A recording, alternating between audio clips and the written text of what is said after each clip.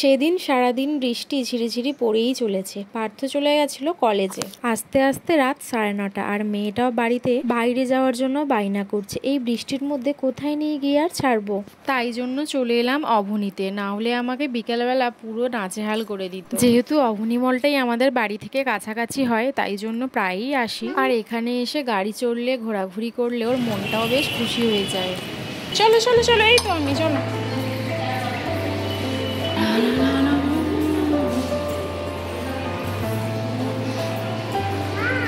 E P, চলে এসো চলে এসো চলে এসো মাম্মা, আছো।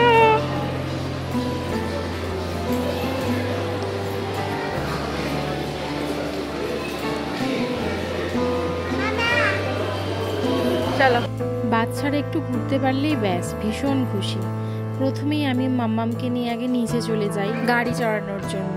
আর এখন তো মজাতে গান গাইতে গাইতে সিঁড়ি থেকে নামছে। গাড়িটা চড়িয়ে দিলে আরো ডবল খুশি হয়ে যায়। যতবারই আসি দুটো গাড়ি বেশি চড়ে। এইদিকের এই গাড়িটা চড়ে আর এইদিকে এই ট্রেনটাই চড়ে, কারণ ওর বয়স অনুযায়ী এই দুটো গাড়িও চড়তে পারবে। যখন বড় হবে তখন আবার অন্যগুলো চড়বে।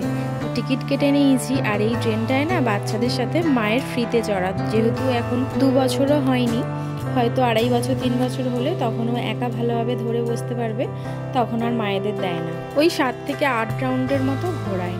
তো ঘোরা হয়ে গেছে আর মাম্মাম এখানে বসেই ছিল, উঠতে চাইছিল না। তো এখন সন্ধে হতে যায়, মাম্মামকে তো এবার কিছু খাওয়াতে হবে।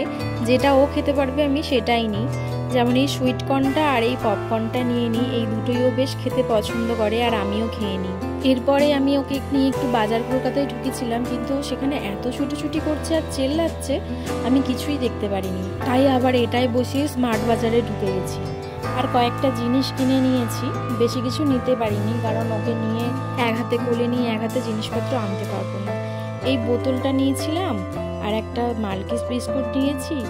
আর এই বাটিগুলোর সাথে একটা buy one get one free ছিল। এক একটা পার পিস 150 টাকা করে। তো আমি এগুলো মেলাতে দেখেছিলাম এক একটা 100 টাকা করে ছিল। দুটো যদি নিতাম 200 টাকা, তো এখানে 150 টাকায় দুটো পেয়ে যাবো বলে এই বাটিগুলো নিয়েছিলাম। তারপরে তো 9:30টার সময় ওর বাবাও এসে গেছে কলেজ থেকে, বড় বাজার থেকে এগুলো সব কিনে এনেছে। ডাল, গাওয়া ঘি, পাঁপড়। তো বাড়ি এসে রান্নাবান্নাও আজকে আর করতে পারিনি, যেহেতু ওর বাবাও ছিল না আর আমি মাম্মামকে একা নিয়ে সামলাতে পারিনি। তাই আজকে খাবারও কিনে আনা হয়েছে।